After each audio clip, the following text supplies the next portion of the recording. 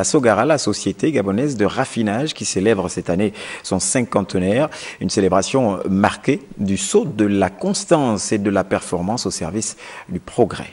Alain Richard Zambazinga nous fait le point. Tout commence en novembre 1964 lorsque les autorités politiques d'alors de la sous-région décident de créer la Société équatoriale de raffinage, l'ASER, pour fournir en produits pétroliers leurs États. Installée à Port-Gentil, l'ASER devient Sogara, la Société gabonaise de raffinage, en 1967. Elle se focalise ainsi sur le marché national, les autres États fondateurs ayant créé leur propre raffinerie. En célébrant son cinquantenaire cette année, Sogara doit faire face à de nombreux challenges. La création d'une équipe d'intégration a même d'aider la Sogara à atteindre les standards internationaux. La mise en place des mesures organisationnelles pour permettre à notre société de se hisser à la tête des raffineries de la région. L'intensification de la formation afin de renforcer les capacités des agents et leur donner les moyens d'atteindre ces standards.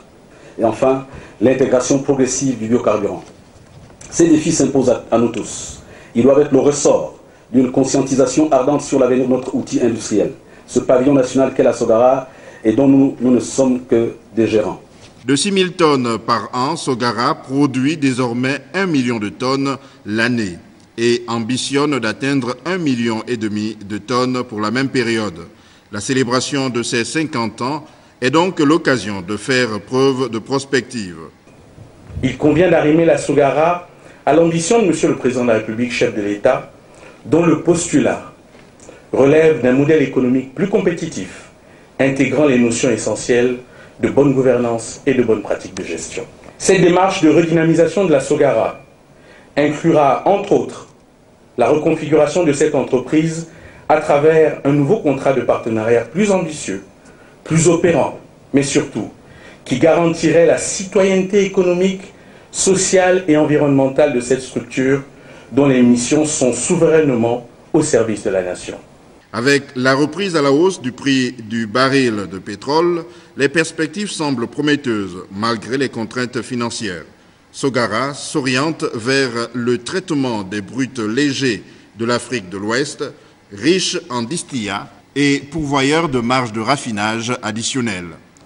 La Sogara devait être en ligne avec le plan de redéploiement stratégique du ministère du Pétrole et des Hydrocarbures, qui souhaite voir un plan d'action de la nouvelle direction, l'intégration de ressources humaines de haute facture, capables d'optimiser efficacement la gestion d'un outil de production vieillissant. La conduite du changement n'est pas en reste, car elle scelle avec la tutelle un contrat de performance, afin de faire perdurer cette entreprise qui fait notre fierté nationale.